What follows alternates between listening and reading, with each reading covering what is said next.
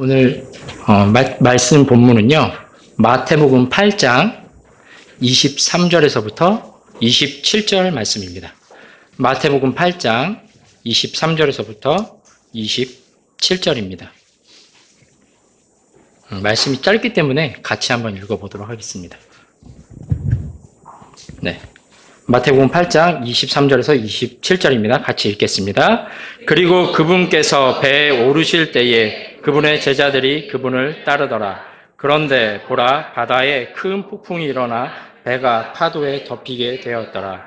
그러나 그분께서는 주무시더라. 그때에 그분의 제자들이 그분께 와서 그분을 깨우며 이르기를 주여 우리를 구원하소서, 우리가 죽나이다 하더라. 이에 그분께서 그들에게 이르시되 오 너희 믿음이 적은 자들아, 어찌하여 너희가 두려워하느냐 하시고 그분께서 일어나 바람들과 바다를 꾸짖으시니 매우 고요해지더라. 그 사람들이 놀라며 이르되 이분은 도대체 어떤 분이시기에 심지어 바람들과 바다도 그분께 순종하는가 하더라. 네, 오늘은 여기 말씀 26절에 맨 끝에 보면 매우 고요해지더라라는 말씀이 나오고 있는데, 그걸 이제 따서 제목을 매우 고요해지더라 이렇게 해서 하나님 말씀 전하도록 하겠습니다. 오늘 예수님의 이제 모습이 나오고 있는 이 마태복음 8장은요, 굉장히 특별한 모습이 담겨 있습니다. 그런 장면을 삼아서 저희가 읽었는데 바로 예수님께서 주무시는 장면입니다. 매우 제가 찾아보니까 매우 보기 드문 장면 중에 하나더라고요. 성경에서 이렇게 잠이 든 모습을 보여주는 장면들이 몇 개 있습니다. 가장 먼저 등장하는 곳 혹시 기억나십니까? 창세기입니다. 창세기에서 잠이 드는 사람이 나오는데 창세기 2장에서 아담이 깊은 잠에 빠집니다. 네, 맞습니다. 아담이 깊은 잠에 빠지는 장면입니다. 잘 아시겠지만 아담이 깊이 잠든 이유는 하나님께서 아담의 갈비뼈를 취하여서 이불을, 아내를 만들기 위함이었습니다. 네, 그리고 기억에 남는 장면, 잠드는 장면이 있다고 하면은 아브라함에게서도 발견이 됩니다.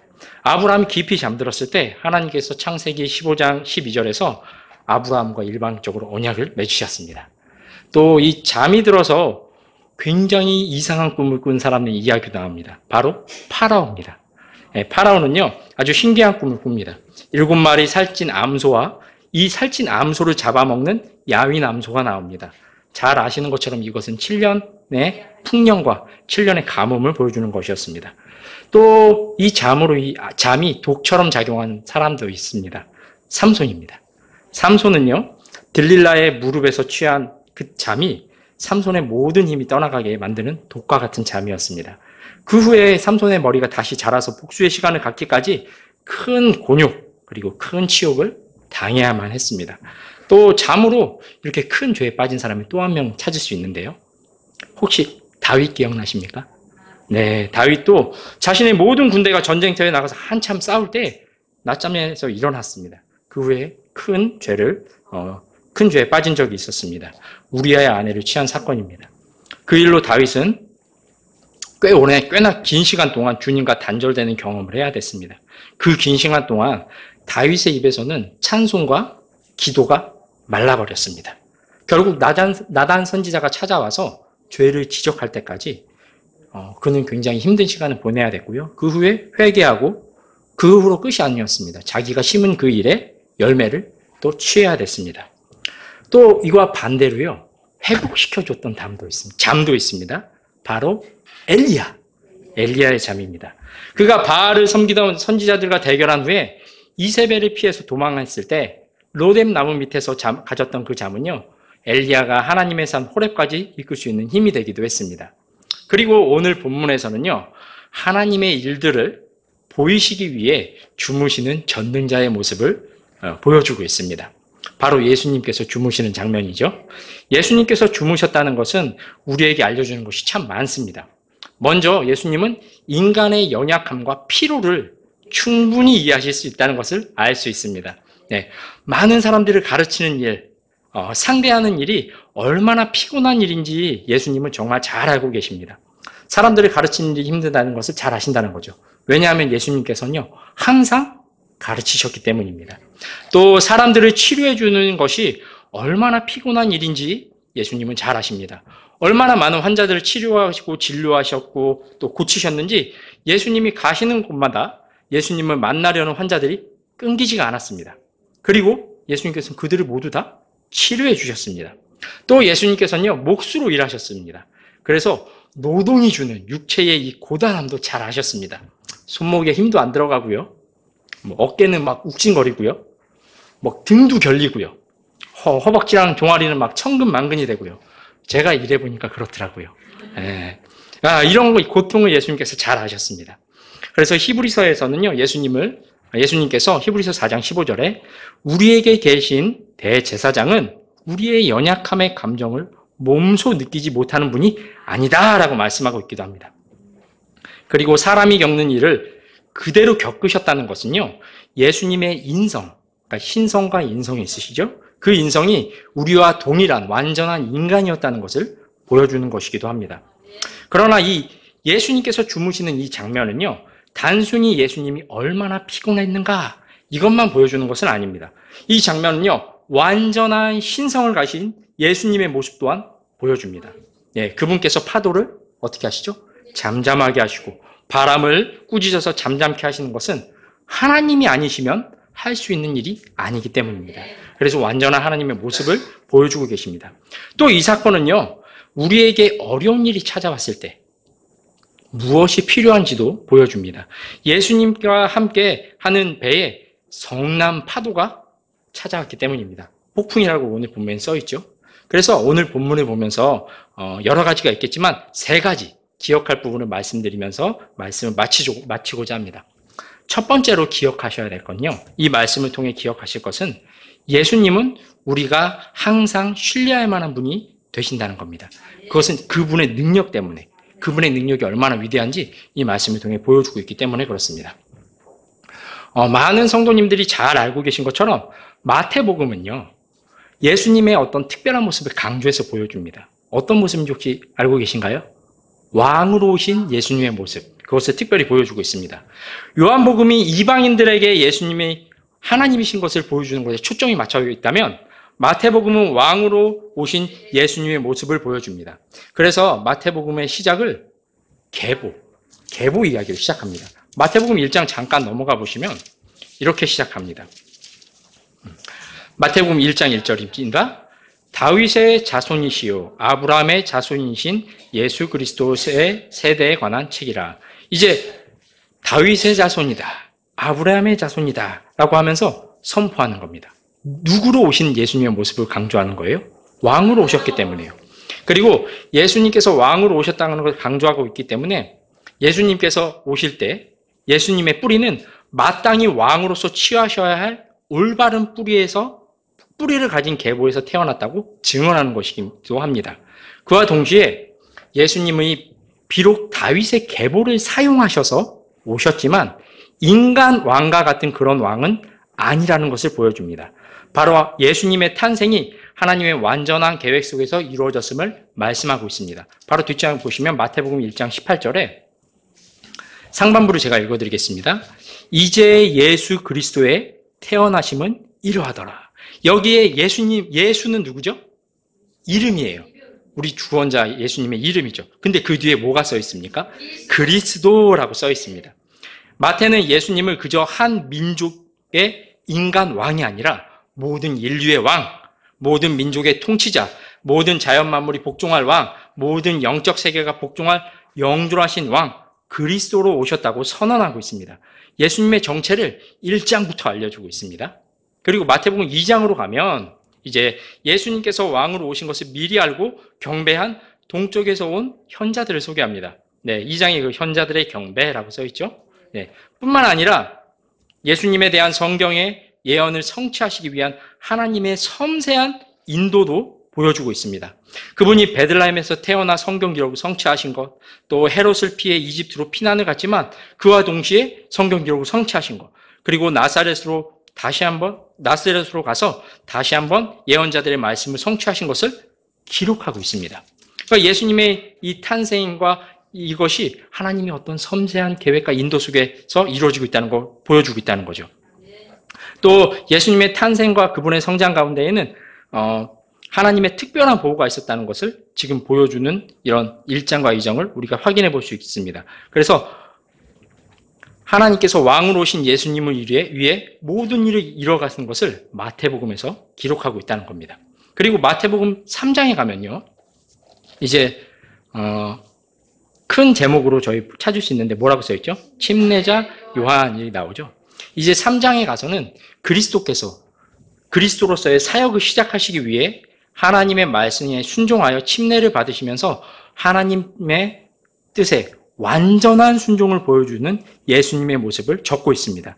예, 그래서 이것은요, 율법의 모든 요구를 완전하게 이루시고 하나님의 뜻을 완전히 이룰 예수님의 모습을 미리 보여주는 것과 같은 그런 모습을 보여주고 있습니다. 또 예수님께서요, 큰 권능을 가진 하나님이시라는 것을 보여주기 위해서 4장에서는요, 마귀의 시험에서 승리하는 예수님의 모습을 보여줍니다. 모든 인류는요, 마귀의 능력과 속임수에 완전히 넘어졌습니다. 사망의 권세 아래 놓이게 되었습니다. 인류 역사상 마귀의 시험을 이겨낸 사람은 없었습니다. 마귀의 권세에서 누가 우리를 자유롭게 할 수 있습니까? 하나님 외에는 없다는 겁니다.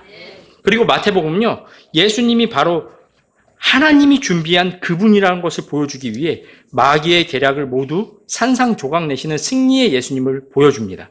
이 모습은요, 마치 이제 마태복음 후반절에 가면 십자가의 승리의 사건을 보여주는 것과 비슷하다는 거죠. 마귀는 온갖 방해와 시험을 가지고 예수님을 쓰러뜨리기 위해 애썼습니다. 그가 가진 모든 자원을 활용했습니다. 그가 가진 모든 노력을 기울였습니다. 그러나 예수님을 이길 수는 없었습니다. 마귀에게 승리하는 예수님의 모습은 마태복음 4장에서만 보이는 게 아닙니다. 예수님은 자주 이 마귀의 권세에 사로잡힌 사람들을 자유롭게 하셨습니다. 예수님은 마귀들에게, 군대 마귀에게 있던 그 사람을 마귀를 내쫓아서 돼지 떼 속에 들어가게도 하셨고요. 그 마귀에게 사로잡혀서 말하지 못한 사람들에게도 마귀를 내쫓으셔서 그를 온전하게 하셨다는 거죠. 누가 이렇게 영적인 존재를 다룰 수 있단 말입니까? 사람은요, 이것을 할 수 없습니다.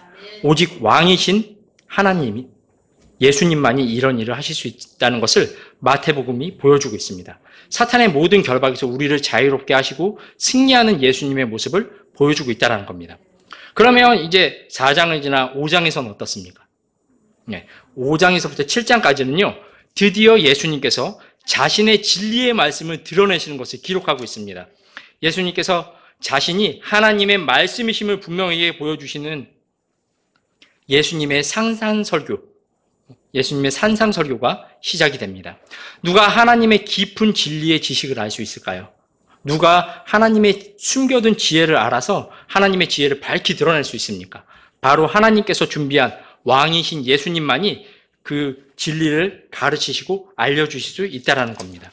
그래서 이 예수님의 가르침을 들은 사람들이 7장 28절에 보면 이렇게 얘기하고 있습니다. 또 이 일이 일어났으니 곧 예수님께서 이 말씀들을 마치셨을 때에 사람들이 그분의 교리에 깜짝 놀라더라.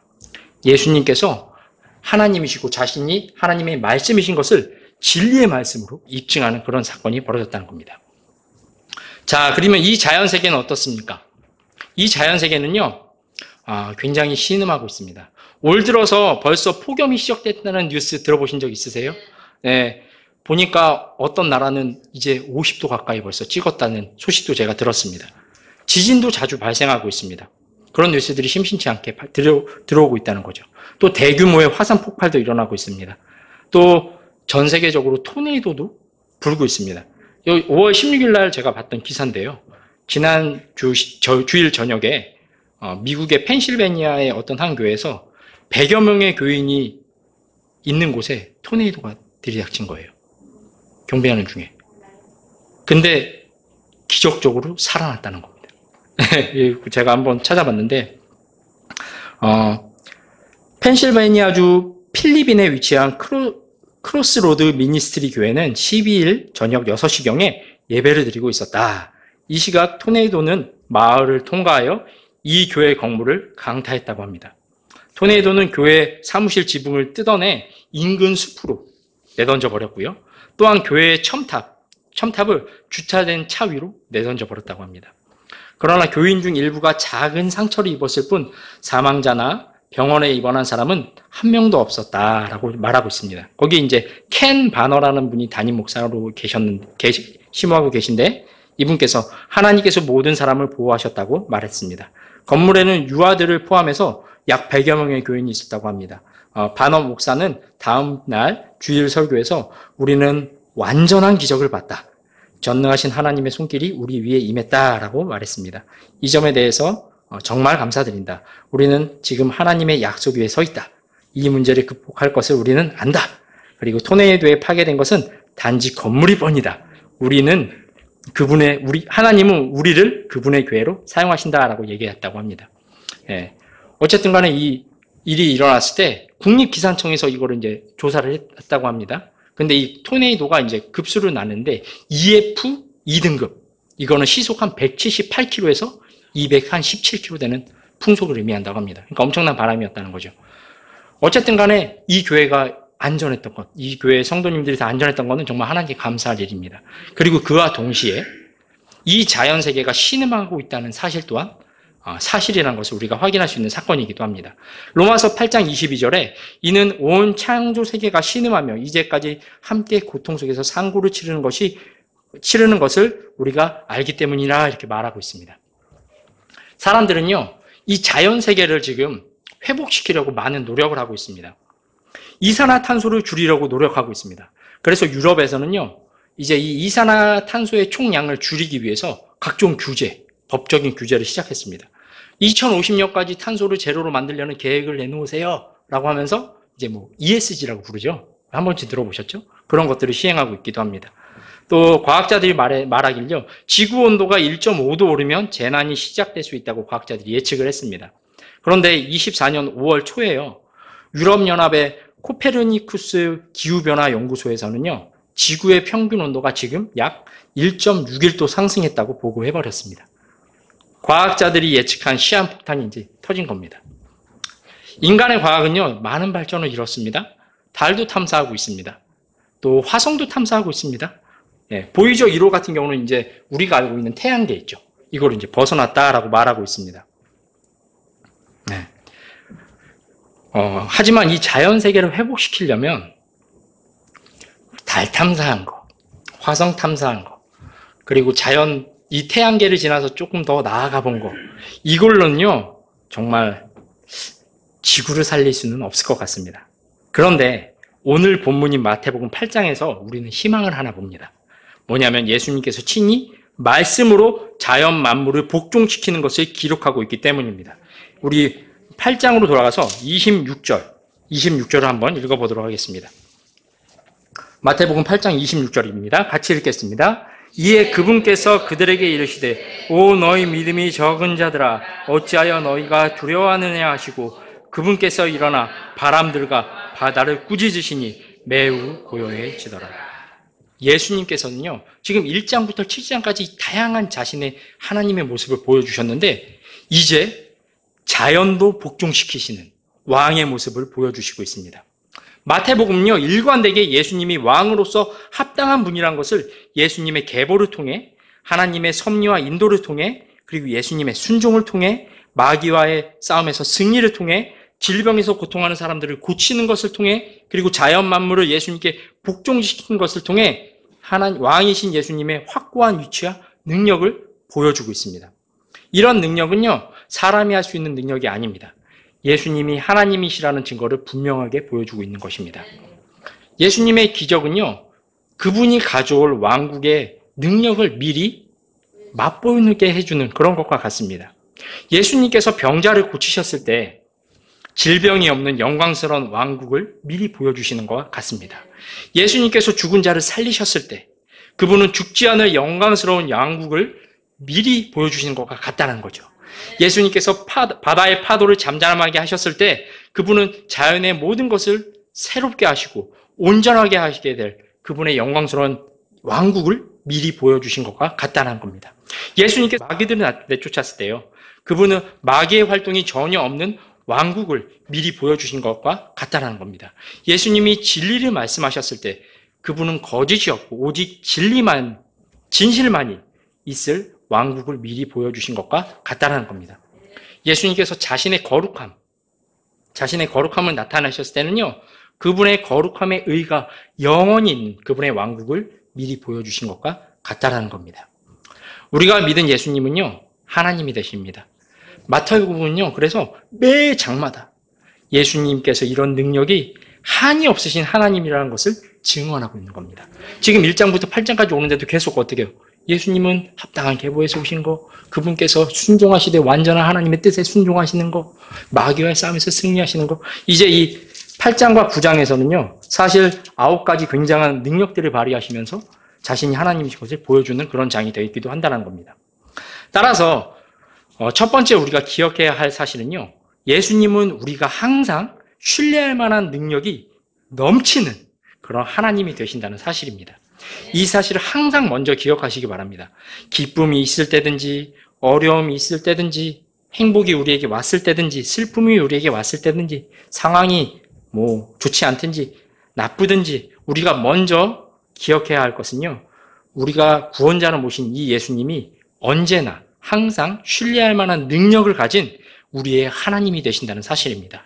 그래서 문제가 왔을 때, 문제에 처했을 때 가장 먼저 이 사실을 떠올리시기 바랍니다. 그래서 믿음을 잃지 않고요, 기도할 수 있는 그런 믿음의 사람으로 나타나게 되시길 바랍니다. 두 번째로 이 말씀을 통해 우리가 기억해야 될 것은요, 예수님과 함께하는 이 여정 과정에도요, 어려움이 찾아온다는 것입니다. 예수님과 함께 오른 제자들은요, 여기 보시면 8장에서 예수님과 함께 배에 올랐다라고 23절에 적고 있죠. 이 배에 오를 때 사실 굉장히 기쁘고 또 자신감 넘치는 그런 마음으로 아마 배에 오르지 않았을까 이렇게 생각해 봅니다.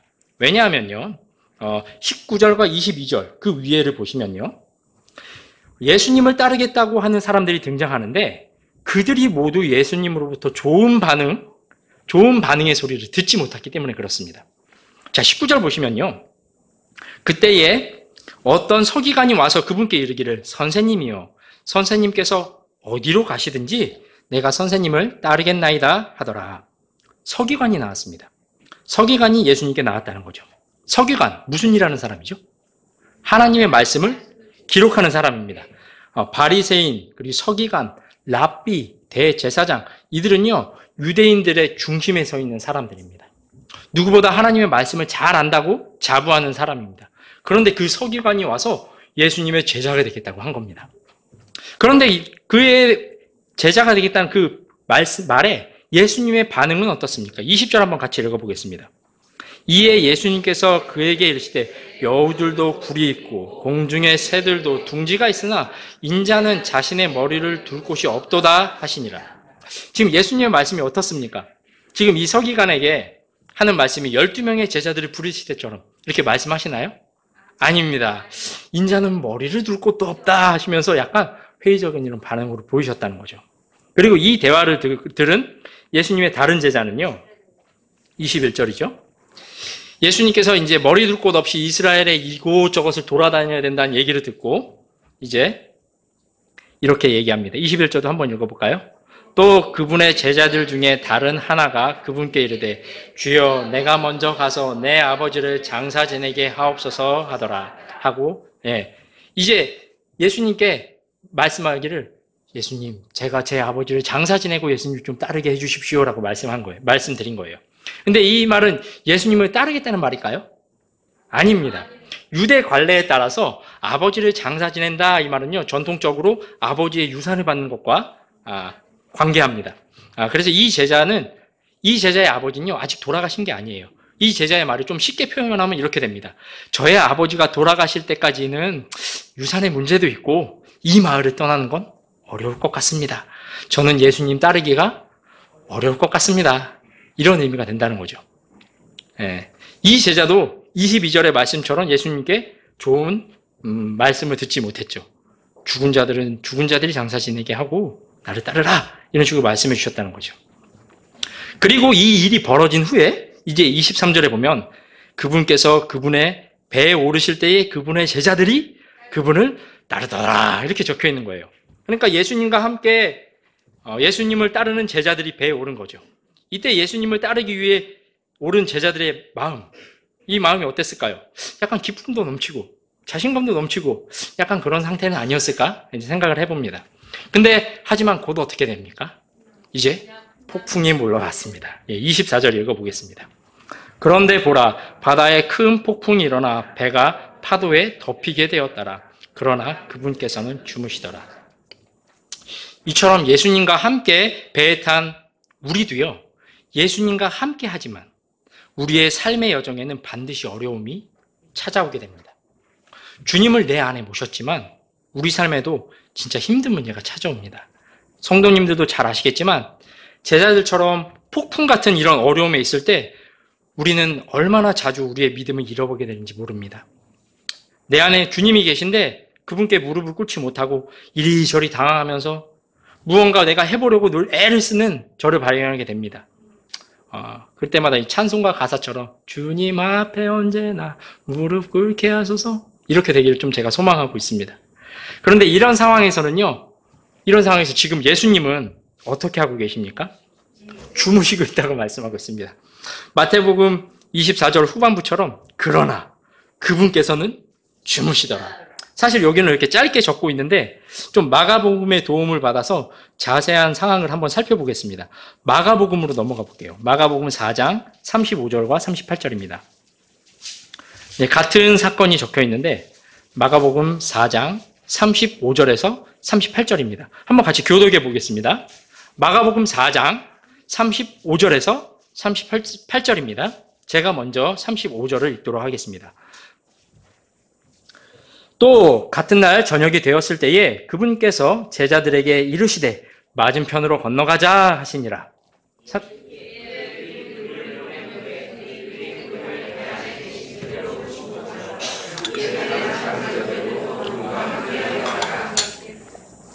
37절입니다. 큰 폭풍이 일어나서 파도가 배 안에 들이치니 이제 배에 물이 가득하게 되었더라.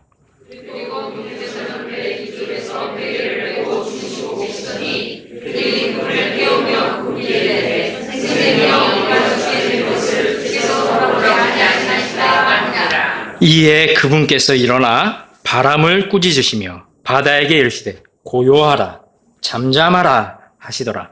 이에 바람이 그치고 매우 조용하게 되더라. 40절 41절 같이 읽겠습니다. 그리고 그분께서 그들에게 이르시되 너희는 어찌하여 그렇게 무서워하느냐, 너희가 어찌하여 믿음이 없느냐 하시니 이에 그들이 심히 두려워하며 서로 이르되 이분은 어떤 분이시기에 심지어 바람과 바다가 그분께 순종하는가 하였더라. 네, 이제 예수님이 주무시던 장면을 우리가 좀 더 자세하게 알 수 있는데 예수님은 배에 타셔서 주무셨습니다. 그리고 자리 잡으신 곳은 어디였죠? 배의 뒤쪽, 뒤편이었습니다. 그리고 머리에는 뭘 베셨죠?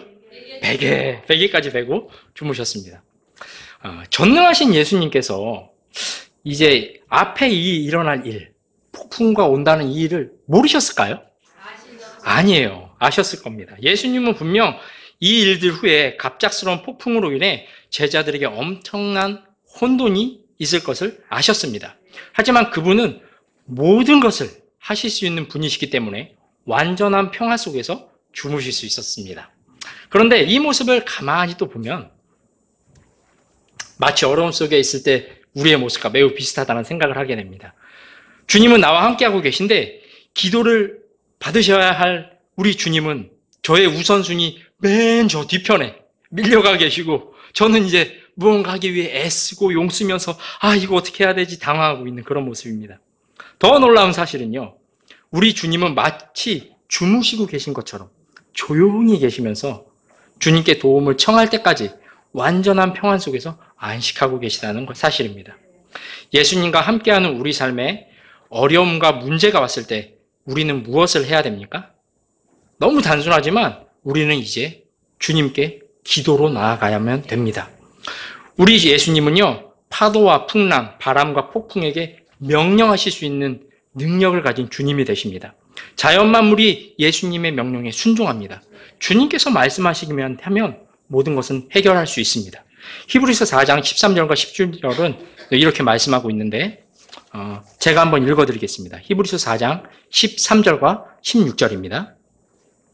또 어떤 피조물도 그분의 눈앞에 드러나지 아니하는 것이 없고 오히려 모든 것들이 우리와 상관하시는 그분의 눈에 벌거벗은 채 드러나느니라. 14절입니다. 그런즉 우리에게 위대하신 한 대제사장 곧 하늘들 안으로 들어가신 하나님의 아들 예수님이 계신 것을 아노니 우리가 우리의 신앙 고백을 굳게 붙들자. 이는 우리에게 계신 대제사장은 우리의 연약함의 감정을 몸소 느끼지 못하는 분이 아니요 다만 모든 점에서 우리와 똑같이 시험 받으셨으나 죄는 없으신 분이기 때문이라. 그러므로 우리가 긍휼을 얻고 필요한 때에 도우시는 은혜를 찾기 위해 은혜의 왕자로 담대히 나아가자. 주님과 함께하는 우리 삶에 문제는 찾아옵니다. 하지만 그것이 우리를 낙심시키거나 실패로 이끌 수는 없습니다. 주님이 우리와 같이 하시기 때문입니다. 주님은 멈추지 않고 계속되는 폭풍으로 우리를 시험하지는 않으십니다. 우리가 해야 할 일은요, 우리가 할 수 있는 일을 해나가면서 필요할 때 도우시는 은혜를 찾기 위해 주님께 담대히 기도로 나아가는 것이 필요합니다. 우리 예수님은요, 마태복음에서 계속 말씀하는 것처럼 보이는 세상, 보이지 않는 세상을 능히 통치할 능력이 있은 그런 주님이 되십니다. 그런 주님께서 우리를 사랑하시는 왕이 되십니다. 그래서 두 번째로 기억해야 될 것은요, 예수님과 함께하는 여정도요, 어려움이 있다는 겁니다. 그러나 주님이 우리와 함께 계시고 우리와 함께하는 주님은 폭풍 속에서 나를 건지실 수 있는 능력이 있으신 그런 주님이 되신다는 사실입니다. 자연 만물마저 순종하게 만드시는 능력을 가진 주님이 되신다는 사실입니다. 그리고 이제 세 번째로 이 말씀을 통해 기억해야 할 것은요, 두려워할 대상은요, 어려움과 문제가 아니라 우리 주님이 되신다는 사실입니다. 마태복음으로 다시 돌아가서 8장 26절 한번 읽어보도록 하겠습니다. 마태복음 8장 26절을 읽어보도록 하겠습니다. 이에 그분께서 그들에게 이르시되 오 너희 믿음이 적은 자들아 어찌하여 너희가 두려워하느냐 하시고 그분께서 일어나 바람들과 바다를 꾸짖으시니 매우 고요해지더라. 이제 폭풍 속에서 예수님의 능력이 나타나자 제자들을 둘러싼 상황이 어떻게 되었습니까? 26절에 맨 마지막에 나온 것처럼 매우 고요해졌다라고 말하고 있습니다. 25절에서 보면 제자들은요, 이 폭풍 때문에 우리가 죽습니다. 우리를 좀 구원해 주십시오. 하며 예수님께 도움을 요청했습니다. 제자들이 엄청난 그 두려움 속에 있었다는 거죠. 죽음의 위기에 빠졌다고 판단한 겁니다. 이들이 얼마나 큰 공포에 있었는지 베테랑 선원들이 전직 목수에게 어떻게 해야 될지 도움을 청한 거란 거죠. 혹시나 여러분도 이런 상황이 있다고 하면 진짜 큰 위험에 빠져 있다는 사실을 인지하시기 바랍니다. 베테랑 선원들이 지금 누구에게 묻고 있는 거예요? 목수였던 분에게 어떻게 됩니까? 네, 이런 상황이라는 거죠. 그러니까 제자들이 얼마나 이 두렵게 만드는 폭풍이었는지 이해가 되시죠? 예. 하지만 예수님의 능력이 나타나서 폭풍과 바람이 예수님의 말씀에 순종하여 매우 고요해진 것을 보자 이들은 폭풍보다 더 두려워할 분이 누군지 제대로 알게 되었습니다. 예, 그들을 놀라게 한 것은 폭풍이었지만 진정한 두려움을 가져온 것은요, 고요함을 만드신 예수님이었습니다. 27절을 한번 읽어보겠습니다. 그 사람들이 놀라며 이르되 이분은 도대체 어떤 분이시기에 심지어 바람들과 바다도 그분께 순종하는가 하더라. 같은 말씀이 누가복음 8장에도 나오는데요. 제가 이건 읽어드릴게요. 누가복음 8장 24절과 25절입니다.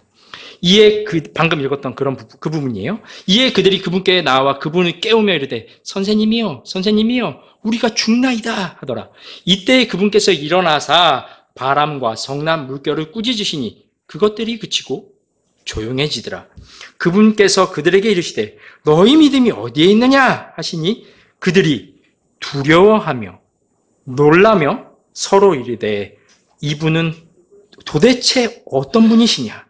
이는 그분께서 심지어 바람들과 물에게 명령하시니 그것들이 그분께 순종하기 때문이라 하더라. 예수님께서 자연 만물을 통치하시기에 합당하신 하나님이시자 왕이라는 사실을 사람들이 알게 되었을 때 그것은 고요함과 함께 찾아왔습니다. 그리고 그 고요함은요, 오히려 두려움과 놀라움을 가지고 왔습니다. 25절에서처럼, 마태복음 8장 25절에서처럼 그들이 두려워하고 놀라며 그분이 도대체 어떤 분이냐 하고 웅성거렸다는 거죠. 이들의 물음에 대한 답은 무엇입니까? 예수님은 하나님이시고 예수님은 이 세상을 통치하시기에 합당한 왕이라는 것입니다. 그리고 이 왕께서는 세상 모든 것을 판단하시기에 합당한 분이 되십니다. 그래서 세상의 모든 사람들은 세상에 있는 모든 사람들은요, 이 예수님께서 다시 오셔서 크고 흰 왕자에 앉으셔서 모든 사람을 각각 자기가 행한 행위들에 따라 심판을 집행하시는 것을 보게 될 것입니다. 그때도 사람들은요, 주님의 권능이 펼쳐져서 새 하늘과 새 땅이 펼쳐지는 것을 보게 될 것입니다. 구원받은 성도 여러분, 예수님을 존경과 경외함의 두려움의 왕이 되시는 것을 기억하시기 바랍니다. 그분은 마땅히 우리 삶에서 최고의 존경과 최고의 경외와 경배의 대상이 되셔야 합니다. 그리고 혹시 이 자리에 마태복음에서 계속해서 알리기 위해 힘쓰는 이 예수님을 아직 자신의 왕으로 모시지 않은 분이 계시다면요, 빨리 회개하시기 바랍니다. 예수님께서는 계속해서 기회를 주십니다. 구원받을 기회를 주신다는 거죠. 왜 이렇게 마태복음을 적어가면서 자세하게 한 주제 예수님에 대한 모습을 보여주고 있습니까? 누군가 구원받아야 하기 때문에 그렇다는 거죠. 만약에 예수님을 아직 자신의 구원자로 받아들이시지 않은 분이 계시다면 예수님을 나의 모든 죄를 해결해 줄 수 있는 그런 분으로 믿으시기 바랍니다. 이렇게 자연 만물까지 순종시킬 수 있는 그런 분을요, 크고 흰 왕자에 앉으신 심판자로 만나게 됐을 땐요, 살아남을 수 없다는 겁니다. 그 사실을 기억하시면서 반드시 예수님을 여러분의 개인의 구원자로 모셔드리기 바랍니다.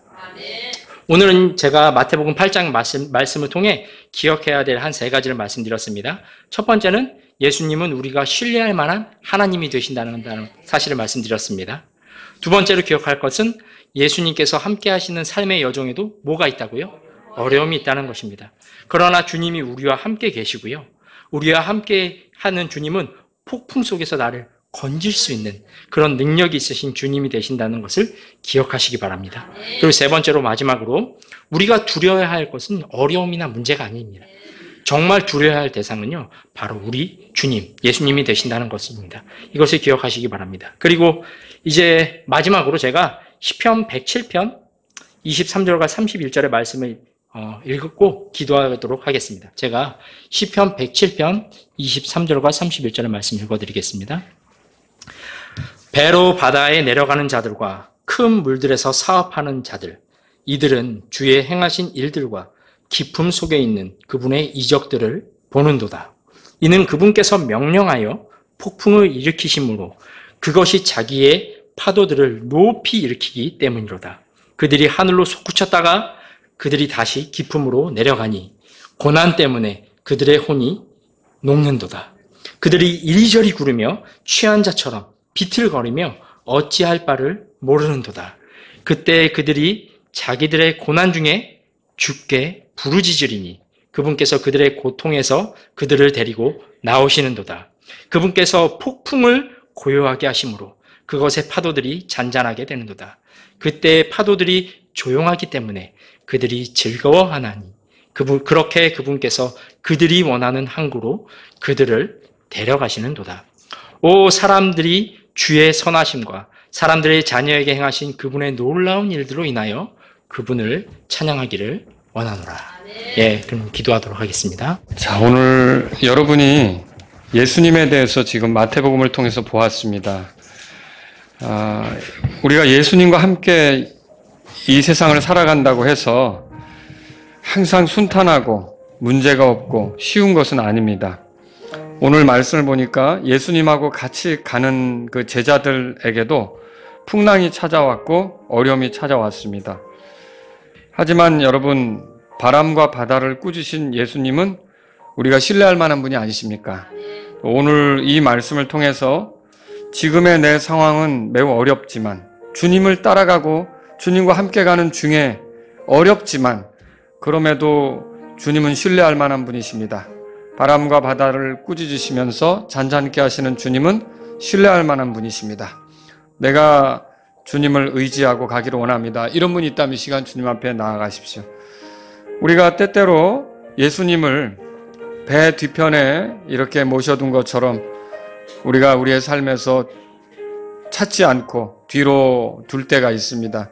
그래도 주님은 우리와 함께 하시면서 우리를 얼마든지 도우실 수 있는 분이신데 우리에게 필요한 것이 있다면 바로 그 주님을 찾는 것, 그리고 주님을 의지하는 것, 주님을 신뢰하는 것일 것입니다. 이 시간 내가 주님을 신뢰하기 원합니다. 어려움 속에서 더 주님을 신뢰하기 원합니다. 이런 분 있다면 주님 앞에 나아가십시오.